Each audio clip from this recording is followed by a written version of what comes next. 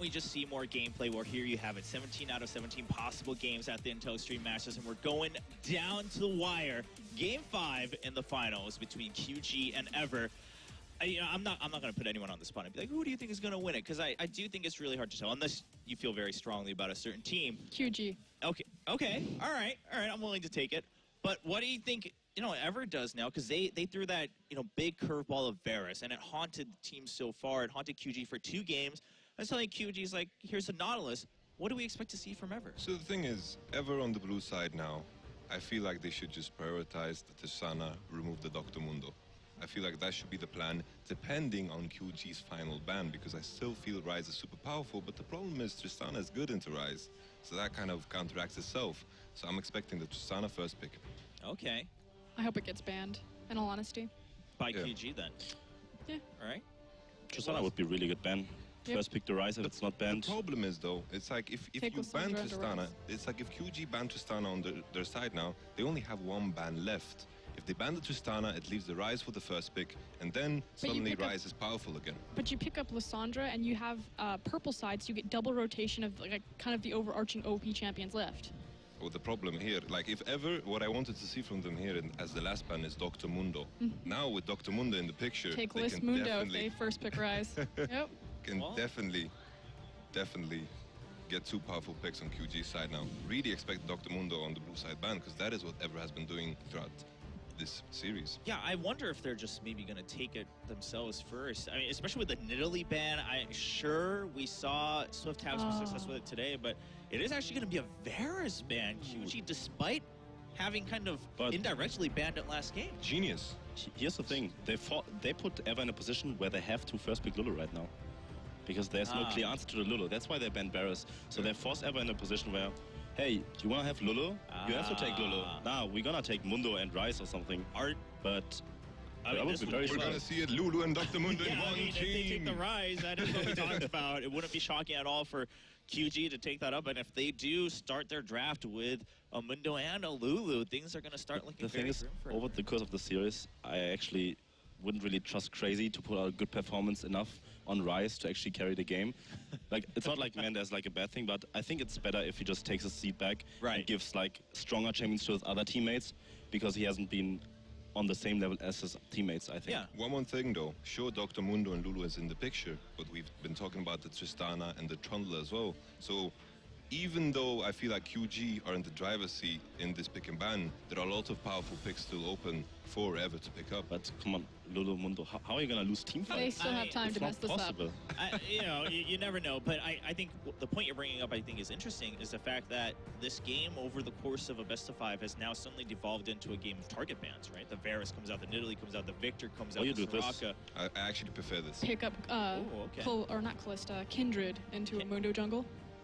Okay. Here's the thing, with the removal of Nidalee, I wonder how, if you pick Rexa on Ever side right now, what is Swift gonna pull out? Like, how can he affect the game that much when he doesn't have that Nidalee or Rexa? What is he gonna pick? Dr. Mundo. I think at that point you go Mundo, because this is the last game of a best-of-5. You just play this late, go into a 5v5 and outscale. You already have Tristana, you have Lulu. If they do decide to go Mundo, you do the Kindred, and that way you just kite back with the Whimsy from Lulu and the range from Tristana and Kindred. Okay. I feel like it's super important for Ever to pick up Dr. Mundo here. Yeah, I agree. If Mundo, Tristana, and Lulu happen to be on one team, it feels like all the stars have aligned. It is a sacred date today, 20th December. We're going to remember it in the history of everything, where all these 3 champions happen to be. But now you grab the Trundle to counter out the Mundo, slow him down with your pillar. It's just a ping-pong game going back and forth between these 2 teams. Trundle probably going to go over to QG. Should be locked in pretty much at this point, yeah. What else do you think QG shows here? Probably just going to pick up the jungle pick. They've left jungle to like last, Rek'Sai. like very late.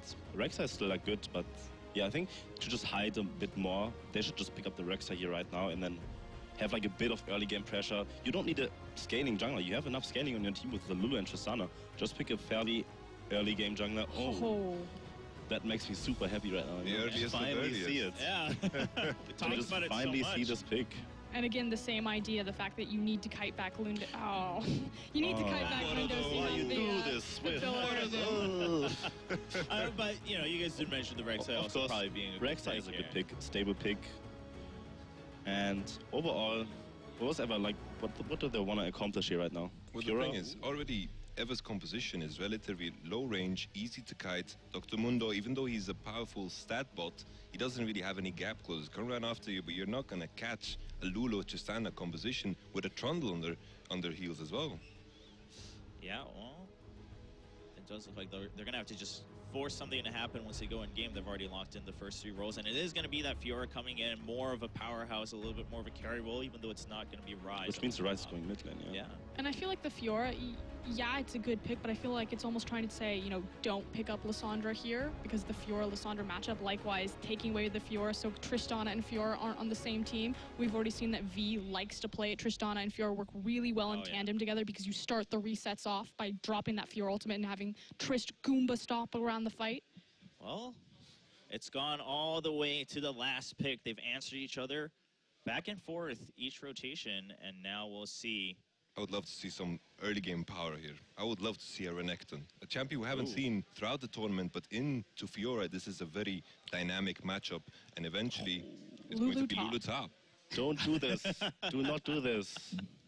To be fair, in the previous game, Ever had this relatively low range composition. That's why Cassiopeia worked out. Once again, we're in the same seat. Very, very low range on Ever's side. And you asked us before, who do you think will win? I'm going to give it to QG after this draft. Yeah? Definitely. Okay, all right. Hands going to QG so far. But before we jump into the game, just really quick, last time the Nautilus was, of course, a big factor. You could force the fights if you wanted to before they had to jump into range.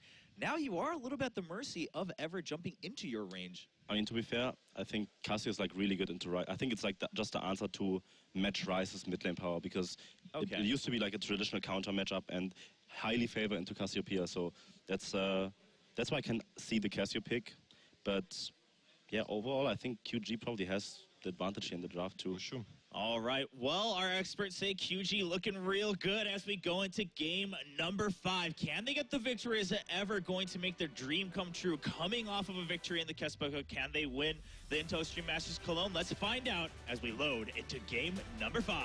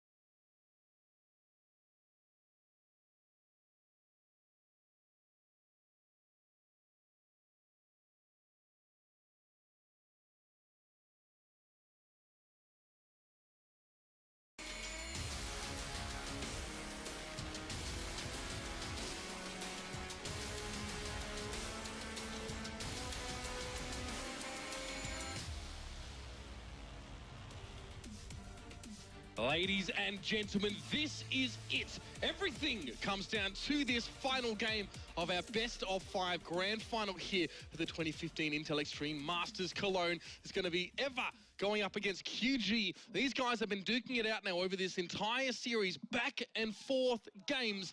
But here it is. It ends here, gentlemen. And the draft, like the analyst said, looking good for QG. I have to say, unfortunately for Ever fans, it felt like an echo chamber in here as well. You look at the things that Chaogu have been able to put together, specifically 3 melee champions, the likes of the Ryze, the likes of the Dr. Mundo. All 3 of these champions, obviously Ryze not range, but short range, all these champions want to just put on their Nikes and go straight into the fight. Fiora, Mundo, Rise straight into the fight. Whether it's the Petrifying Gaze, whether it's the Trundle Pillar, whether it's Lulu's suite of Disengage, how do ever close the gap against Xiaogu? It's going to be so difficult for them as we load up onto the Rift for what is guaranteed to be the final time. We've seen so many great games in this Intel Extreme Masters Cologne, and this one will be one another, absolutely certainly.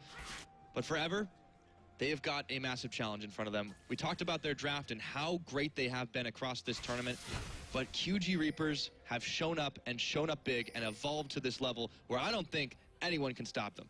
That's right. You know, take all your preparation, all your preconceptions and throw them away. What you wrote on the pieces of paper, burn them down, because we came in saying QG, weak early game, one-dimensional, team fighters where it's at, but they have demonstrated that they can also display mastery over all parts of the game, just as ever have done themselves. Yeah, Frostgurn has to feel vindicated. Absolutely, they have risen to the challenge that was set to them, and this is the Xiaogu narrative, and it's being reinforced right here, specifically in terms of the drafting. They are on top of drafting this whole series. They've done wonderful things in that regard. And we come to a game 5 and we kind of scratch our heads. Okay, double teleport, that's an improvement already. The flanks are all you can hope for. The Kalista ultimate in some sort of amazing Alistar play. That's the only initiation that exists. And even though you have all this scaling in the late game, Fiora, Mundo, Rise are so damn strong. The split push, maybe that's the one thing we haven't talked about. There is definitely a scenario where Lulu can't enter lane against the Fiora. So perhaps that's their only hope, because team fights doesn't seem like it's going to be a realistic win condition. Do have the lane swap here as well, very quickly under Injectors. We'll have to see some buddy jungling here for just a second, as that Kalista will be spending her, you know, decently strong early game without an opponent, at least for now. This is the first time all series we have seen this lane swap come into play, and of course it's going to mean the double jungle. We've seen it earlier on in this tournament, resulting in those fast pushes, which means a lot of gold for both these teams. Should accelerate the pace of it. And yeah, you talked about this, Papa Smithy, the double teleport finally in favor of Ever. This could be a problem for QG, but Dwinby has gone for the much more defensive, I'm going to counterplay you, I have the exhaust, so I know that I have a little bit of an edge here. But with the rise on the TP, if it goes a little while longer, it could be a troubling thing. TCT looking to try and bait something out, but nothing doing, as it looks like they will attempt to at least swap the Alistar back. Key is moving up solo to the top lane. Honestly, it's a bit curious that we see QG initiate this lane swap. Remember, of course, they've sent their bot lane, top lanes. They're the ones that initiated the lane swap. They've got the 2v2 matchup that's honestly considered favorable. Tristana is said to beat Kalista just because when it comes to auto attack modifier trades, the explosive charge just much more reliable than the Ren. It's said to be a good 2v2 matchup. And then, you know, this 1v1 matchup between the ranged Lulu and the melee Fiora starts good, doesn't go so well late. So I don't see what's really been the impetus for this swap. I guess it does isolate mid, and you have to like Cassiopeia against Rise. Yeah, well, looks like they're going to start the fight, and here is Key going low as TNT goes in. 3v4 and Key started. I'm not really sure the idea of that one is there's a force to flash from Ares as well. Mind you, Key had to flash to get in there. So Ever spending a lot for nothing. That was just such a weird setup. Normally when you have this lane swap that turns into this 4v0 or 3v0, both teams opt to take it, but they left Loken in the bottom on the side of Ever and opted to try and fight this out. As a result, QG will get the pushes. They've let the minions just completely evaporate and bash up against the side of this turret. TNT can finish it off and let the wave bounce back, relatively speaking, his way. But such a strange early game maneuver. QG come out ahead there, but now Dwinby, he's got the help of Athena, who has to flash, and Swift goes in. Once a bit of a misfire on the flash. The mechanics often very on point from Swift, but not working there. Just returning to the lane swap, though. In Korea, we actually often saw the lane swap defense happen. That's where you send those members a bit more proactively. They stand under the turret, and suddenly you can't get that fast push. But when you're late, when you can't make it to the safety of the turret, 3 plus a turret does beat 4. When those 3 are caught in that horrible spot between the outer and the inner turrets, that's the result. They just have to watch as the objective goes down, and that's at the cost of getting resources anywhere else on the map forever. So just puts Xiaogu that little bit more ahead, and that's the 500 gold lead you see. Roken now has been able to farm up a little bit, but TNT and TCT do return towards that bottom lane, and Key won't be too far behind. So, I mean, QG get the bonus, I guess, off that lane swap. Like you said, Tristana can deal with Loken, especially on that Kalista, but got a tower in that top lane. Absolutely true. TNT in this 2v2 against Loken and Key is going to have a little bit of an edge despite the farm differential just because he was able to pick up his pickaxe.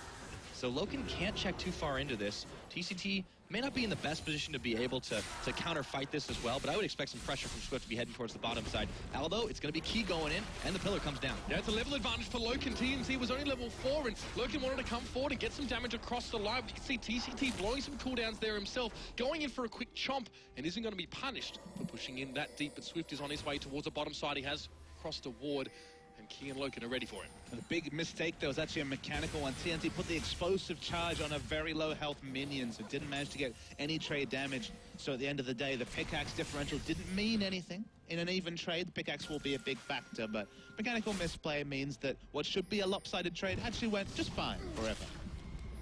Aries just working on this Scuttle Crab here is, you know, we gaze over the scoreboard and not see anything really stand out to us except that little bit of extra farm that Loken got early on. It's a teleport being expended to get towards a mid lane, but straight away, a petrifying gaze here from DoinB. For whatever reason, I'm not sure, because Aries was there to help him out. Swift off to the side. I feel like DoinB just has a hair trigger.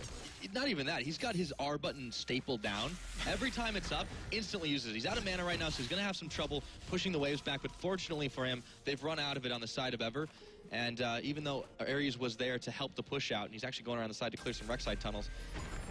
It happens without fail, doesn't it? Yeah. Whether it's the Victor, now with the Cassiopeia, it's almost like the good old Reginald Season 1 strategy of igniting level 1 just for lane dominance and some AD and AP. It's not about the kill, it's about sending a message. Well, I don't know what message he sends, really. Putting himself out of mana, ulting into the Rise and missing it. Like, there's not much to say there. That was just... That's DoinB, right? You get the good and the bad. We saw him run around on Victor, do some amazing things. Speaking of engages, though. Swift was waiting in the wings for this one. TNT took already quite a lot of damage from Loken, and it looks like he wants to linger. It's an exhaust on towards Key. Fate's call, and he'll throw him back towards safety. Just watching the level, saw that it was level 6, so knew the kill pressure wasn't there, but nice bait coming through for no reward as Ares needs to keep his power farming, mate. You're on Mundo. Not going to do too much in the mid lane. Yeah. Ares is already having a much better start to this game than he has had pretty much all series. Keeping pace even with the farm. He goes ahead and picks up his upgrade.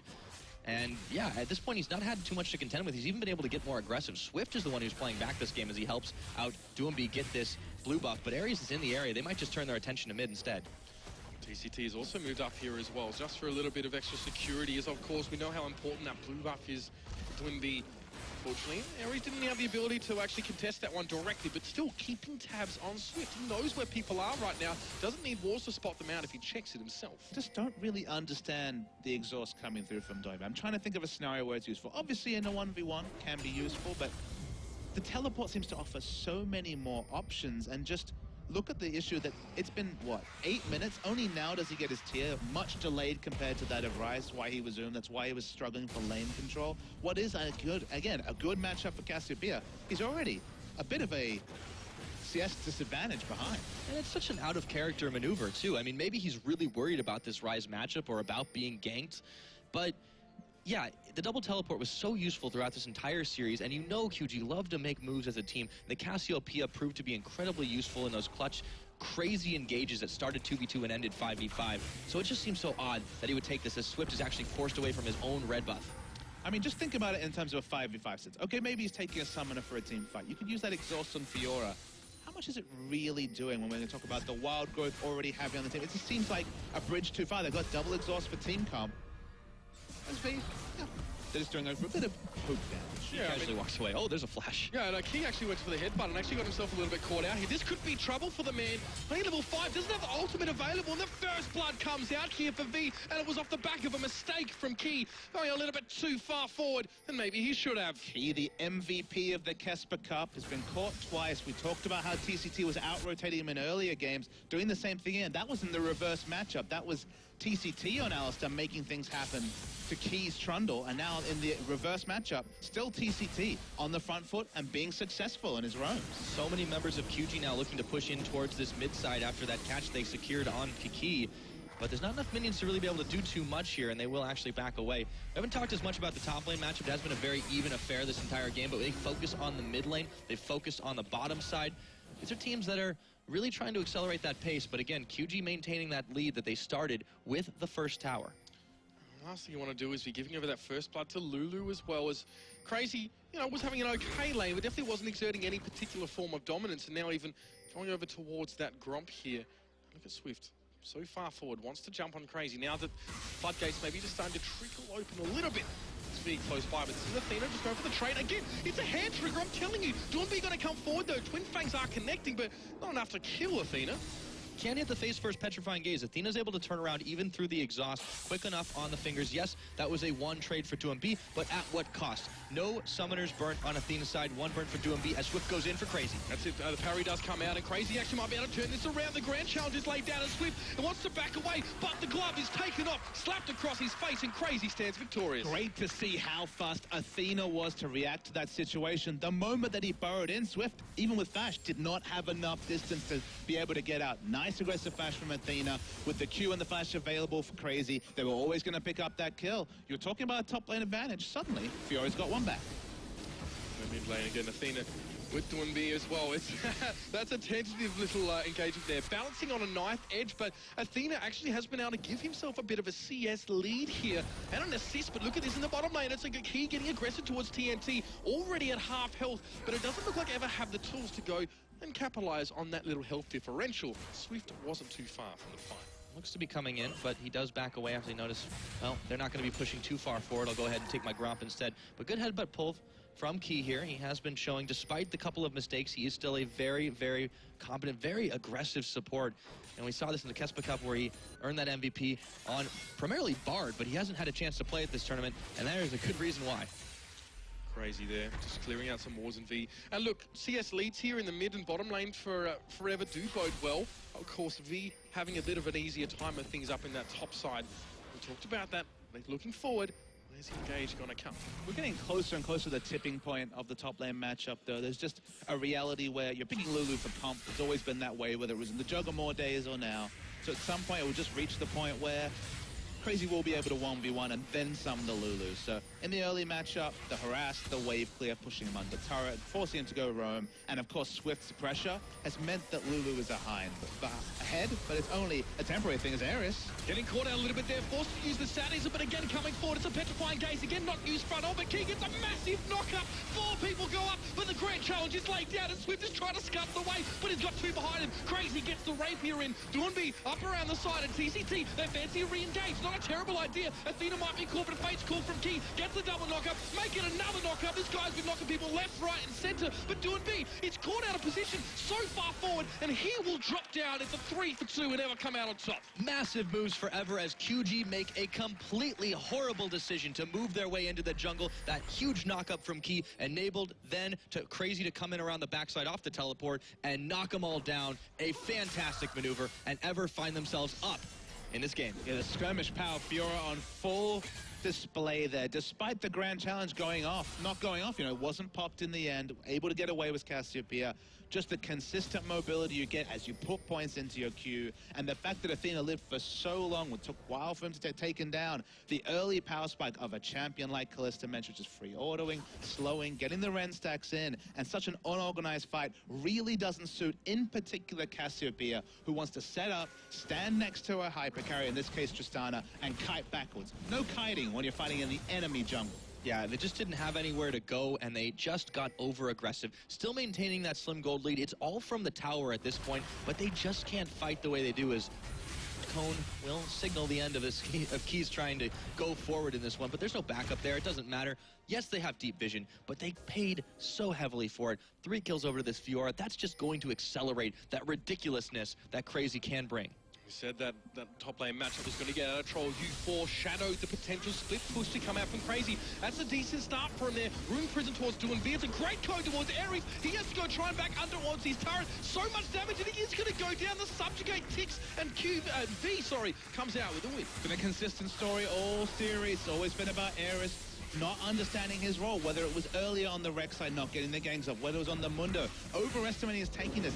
Level 6 to level 11 Mundo is not super tanky. As Key takes a lot of damage, we'll get out, but Fiora's going to have to react. They're going to have to react. They're going to lose turrets here. Pillar of Frost has been massive in these last couple of seconds. Oh, they have not been able to stop it, or rather to get around it at this point, and so much damage taken on this tower. Crazy obviously was trying to clear the waves in the top lane. He had already used his teleport to great effect, but he didn't have it up and available. QG, knowing that timer was down, go ahead and take the push in. So much damage to Delta Ares, and I don't know what it is. It's like whenever he plays Mundo, he's able to die, but no other Mundos are.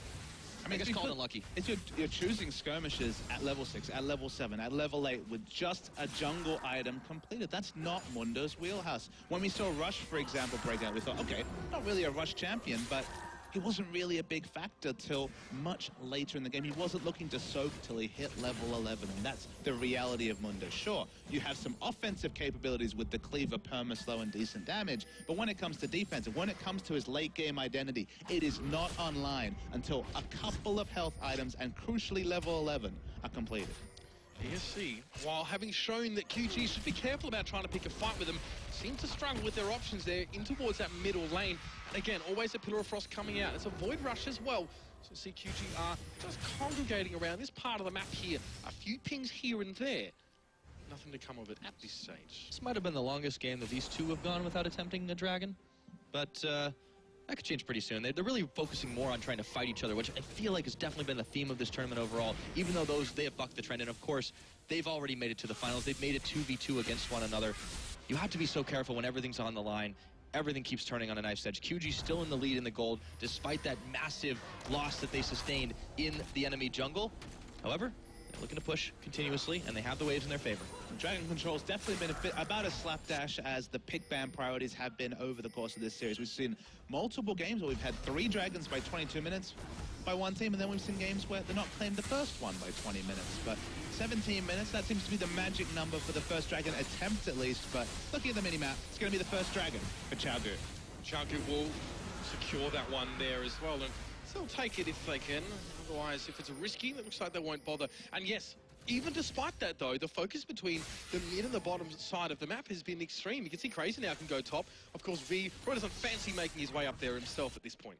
Yeah, 91 CS, up in CS, this is where the Lulu starts to need to play the team game. Because the selfish game, the laning game, no fun. Yeah, well, you get Lulu into that position. Usually that's what you're going to be picking it for. So, Athena, 2MB, trying to duke it out in the mid. Swift was looking for the dive there, but they don't want to go for it when they don't know where the Mundo is, and he is in the area. TNT loses his turret in the bottom side. But this is what I've loved about this series especially. Every game is so distinct. The teams keep adapting to what each other are doing as now the teleport comes in, and it's going to be Athena coming in instantly. The ult from 2MB. The petrifying gaze was caught on him. He teleported in. He copped one to the face, and our air is going a little bit low as well. If you set yourself up so obviously for that, you can't teleport in backwards. It just doesn't work. And 2MB lays that ult down, gets the kill, and the turret falls to Xiaogu. 2MB's been fishing for that particular interaction, finally gets it, and we might see more turrets. At least going to draw a teleport. Teleport in, keys off on the side, but no follow-up for him at this stage. Just the infected cleaver from Ares to try and back QG up, but it doesn't look like that's going to work for them here. Absolutely fantastic, forcing the attention as Key now has nowhere to go, pulled in by Loken, saves his life this time, but when you have to use that Kalista ult defensively, you know you're on the back foot. Another pickup there for QG as they keep their gold lead still steady at about 1,000, but they have pressured the inner turret of Ever and have maintained control, not to mention their top tower. Nice thing about this Ever comp, the one thing that I will compliment it for is that the early power spike, the 2-item power spike that's always existed for Kalista and still does, is at least going to buy time for the scaling of the likes of the Ryze and the Mundo. He's already hit 2 items now, and suddenly 5v5 team fighting. Okay, you get a catch on Ares, you get a catch on Athena, maybe you can win a fight, but if it's just a balanced fight, you must respect Blade the Ruin King into Hurricane Kalista, especially with those items finished so damn early in the picture. You can see just how scary that Pillar of Frost is when you've only got that little bit of space between that middle tower and the other wall. If you put it down properly, you can catch someone, but the Void Rush has been drawn out of Swift here. He knows he needs to be in this vicinity, notwithstanding anything crazy that may requirement for his presence. It's a blue buff as well for TNT. He did lose his turret first, mind you. He'll now try and play that team game as well. And it's crazy now, the split pushing machine that he is, amassing some farm. So that slight lead as well, and he's looking to extend on it. It's kind of a subtle thing, but the big thing about Athena's mistake, which led to the kill in mid, that actually affects Ever, is that all the golds aren't crazy. He's got 3, 0, and 0, but he has no teleport, so it does take away from what should be a dominant split-pushing display from this Fiora, just because she's going to have to keep cheating towards mid, because she cannot match the mobility of Lulu when it comes to moving between lanes without teleport in consideration. Top tower going down there for Athena. He just spent a couple moments up there just to pick that one up there and wouldn't be a blue buff for himself here. It was about time to knock that top tower down, and Ever will about even out the gold there. It's still about 400 different, but that is pretty much chump change at the 20-minute mark that we have now reached. One dragon in favor of QG, but they got that one for free. V doesn't want to go all in versus Athena, as you mentioned earlier, Papa Smithy. This is going to be a much more supportive role. He's got so much cooldown reduction this early on, sitting on only the Morellonomicon and the Frost Queen's Claim. And QG, for the most part, despite losing that top tower, can keep themselves nice and safe. Ever has to find a way to break through this wall. It's the 1-3-1. That's what they've got. We talked about all the different ways that Ever can't really 5v5 team fight, barring a pick, barring an amazing teleport flank. They've got the double teleport advantage, and they've got a very, very strong Fed Swift pusher in Fiora and a champion that can potentially 1v2, 1v3 with enough items in Rise. So the 1-3-1 with both teleports up, that's the big thing they want to do. Right now, those teleports aren't up, and the big risk is the three we're talking about that are left over, Mundo, Kalista, and Alistar. You can see the Kalista attempt to AoE wave clear, but it's not a Sivir. It's not excellent wave clear between those three. So with the likes of Tristana, one person gets caught, multiple targets going to fall in the 1-3-1 game. That's what we saw last time around as well. In pretty much every game there has been a Tristana in this series so far. Ares goes a little bit deep in the jungle trying to clear some wards away. The pink is protected, but the rest of Ever are there.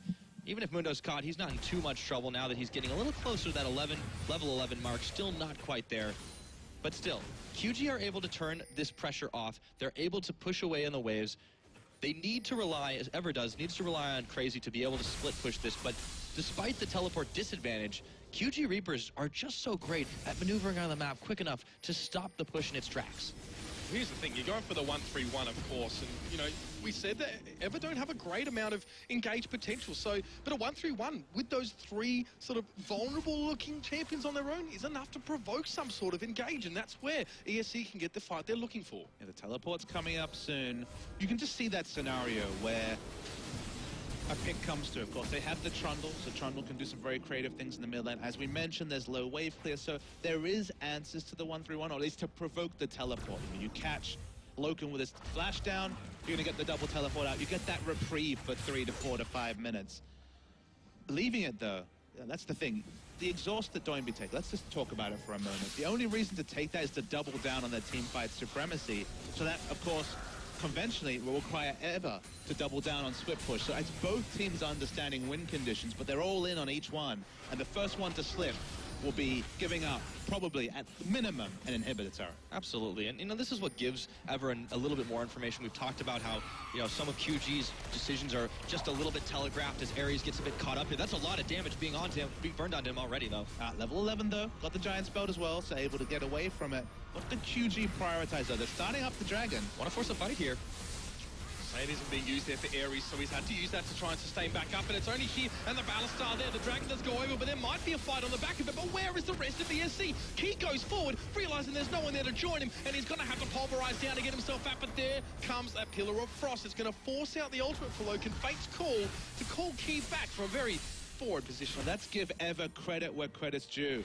They could have gone for a fight. They could have used their double teleport, but they used neither because they realized, okay, just a second Dragon. Not a big hole to get into. It's not our win condition to go for these 5v5 fights. I love the steady trigger hand because I can tell you, when those Dragons are started, the rush of blood to the head, the teleport ward, you want to fight, but that's not Ever's game plan. It was a very cool-headed decision, but the issue was they got nothing in exchange for that Dragon being taken by QG. A few minions pushed on the wave, immediately Crazy backs off, tries to go back in case a fight does get forced. And QG come out with just a little bit for free. They just keep grabbing little advantages here and there. And it feels like QG aren't too worried about the likes of Crazy and the likes of Athena pushing on the sideways when they know they can draw them away. The big thing here is it's all about the mid lane. They don't have that teleport advantage with Doinby anymore since he has the exhaust, but that means as long as they start things in the mid lane, they don't need to. Absolutely. Barreling down the mid lane, forcing teleports to react. That's what QG wants to do. Again, they want the 5v5. They got double exhaust, petrifying gaze. Kiting backwards is hilariously easy for this team between the Lulu, the petrifying gaze, the Trundle pillar. They have so many options in that 5v5, and that's why. Keeps it pushing, if that's what you want to do, Ever, because that's really the only option you have.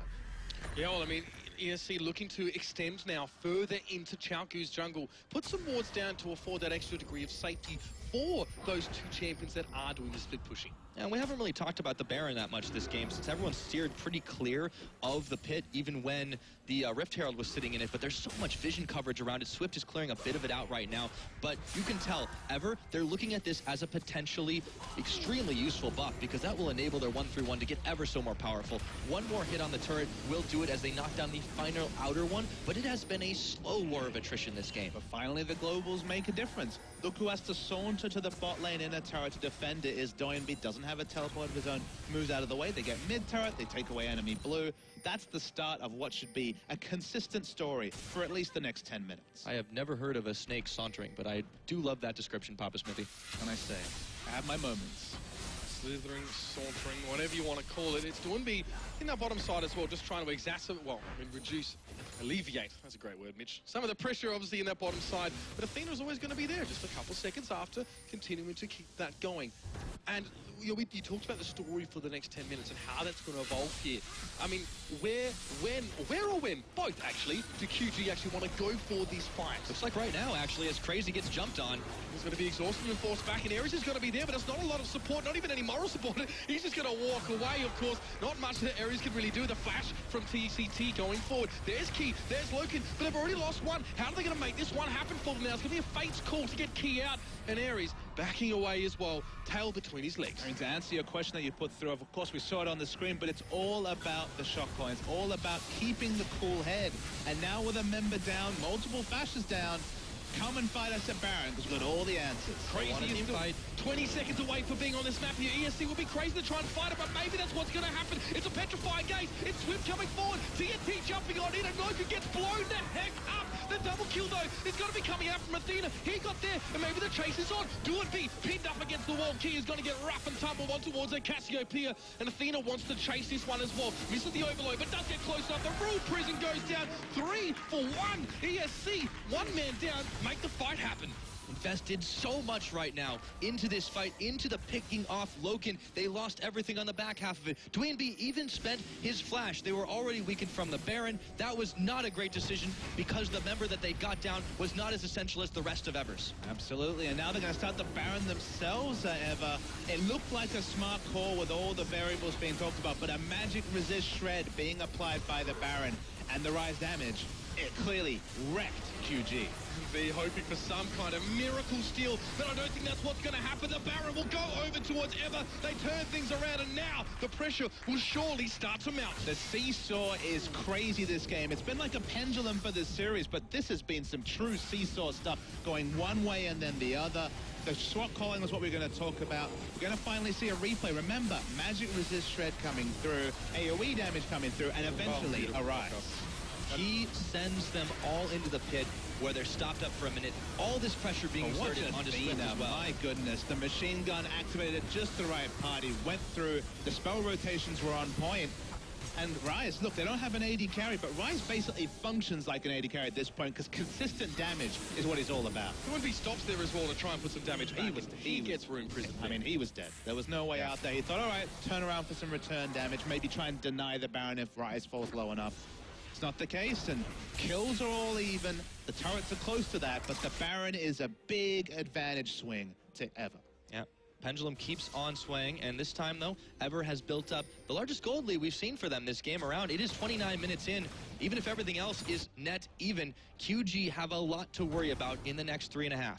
Crazy still has his teleport. That's another big factor. He's going to keep spinning. It's been, what, 15 minutes since we said Lulu can't really go top, and yeah, you just look at these items. That's the core. Of course, he might pick up some health items and turn the Ravenous Hydra into a Titanic Hydra later, but the damage core, this is what we saw consistently from Marin at Worlds, and it's still very, very powerful on this patch. The Answering Dragon's going to come through. 6% stats at 30 minutes. You're feeling pretty good if you're Ever. So the later in the game you go, the better that first Dragon is going to be.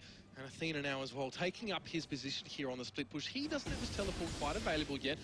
Try and stay close as ever. Again, extending their influence now into the jungle of Chaogu, making sure nothing untoward happens so they can have an idea of where they are, keeping tabs on the Chinese side. 1-3-1 will work wonders this time around. No one can 1v1 Athena, at least of all TNT, who has to back away just to try and finish up a minion himself. Turret goes down in the bottom side. Lissa will take one out, or rather, get one taken out. Another goes over. It's just getting very, very hot and very troublesome for QG. again, this push is just on. Of course, V up in the top side, but Crazy inexorable again as he can push in on towards this tower here, forcing TCT to come and assist there as well. Follow-up, what will it be? It's a Frost Queen claim used there as well. Just harassment there. It tickles. There's almost no damage. Crazy's able to shrug it off. You can just see in the other parts of the map, though, the moment they send multiple members, you can see people pushing up. Rise has already been very overextended. He's going to have his teleport soon. There's just so few good options for Xiaogu, and that's been the story every time double teleport's been involved. And we thought this meta would be the return of Ignite, the return of burst damage because of the death time. Don't do that, V. Doing his best Marin impression, but backing away.